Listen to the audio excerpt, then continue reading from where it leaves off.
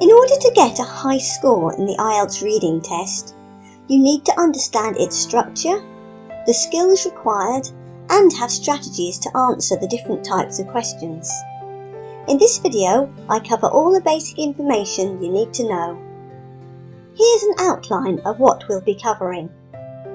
The format of the test, question types, the marking system, skills assessed, success strategies, key reading skills, how to complete the answer sheet, and which test to choose, the academic or the general reading test. First, the format of the test. The reading test lasts for 60 minutes and contains 40 questions. There are two versions, academic and general. The difference between them is in the length and type of texts, but each has 3 sections. Usually the first section will be the easiest and the last one the hardest. The 3 sections of the academic reading test each contain one long text taken from real publications such as books, newspapers, magazines and journals. The text will be of general interest and for some question types may contain non-verbal material such as diagrams, illustrations and graphs. The text will have been written for a non-specialist audience, but a glossary will be provided if they contain technical terms. The structure of the general reading test is slightly different. Again, there are 3 sections, but the first 2 contain several short texts rather than one long one. Section 1 will include text related to everyday life. For example, it could be a hotel evacuation procedure, a series of related advertisements, or a course outline. Section 2 will have 2 short factual texts related to work, for example, a job description, or information on staff training or staff disciplinary procedures.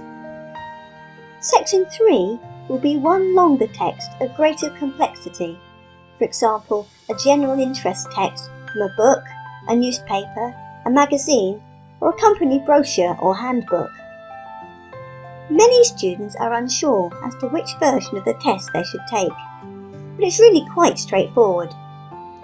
IELTS Academic is required by universities and professional bodies, so you should take this test if you want to apply for a place at a university or other higher education institution in an English-speaking country, or in a non-native English-speaking country where courses are taught in the English language.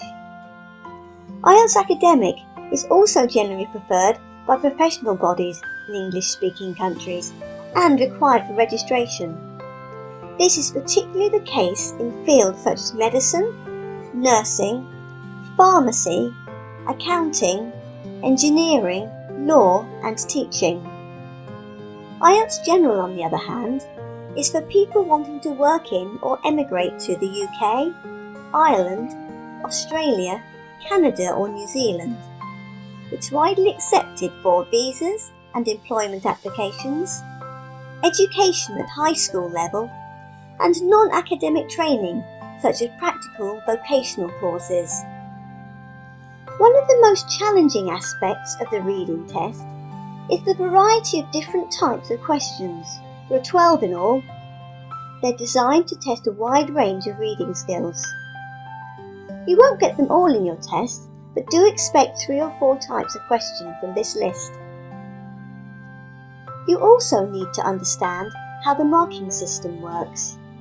Each correct answer is awarded 1 mark.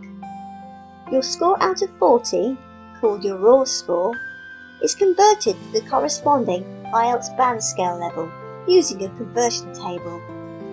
Here are the most important points. If you spell your answer incorrectly, you won't get the mark.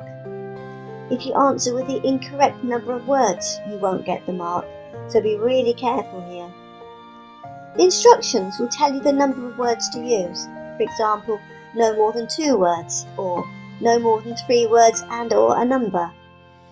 Just follow the instructions and you won't have a problem. The reading test is designed to assess specific skills.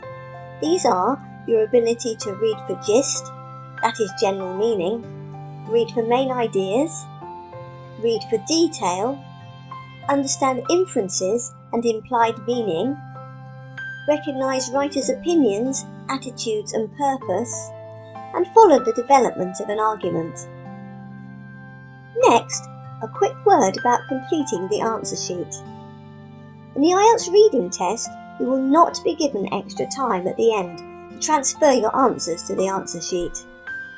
In the listening test, you're given 10 minutes to do this, so it's easy to get confused. Don't get caught out. Complete the answer sheet as you go along.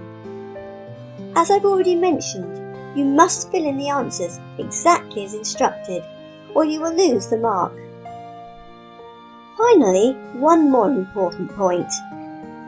Don't leave any answers blank. It's better to guess than to put no answer at all. If you do this, you have at least some chance of getting it right and gaining a mark. For question types where you're given a list of possible answers to match, you may be able to narrow the answer down to 2 or 3 possibilities. Making an educated guess between these will give good odds on getting the answer correct.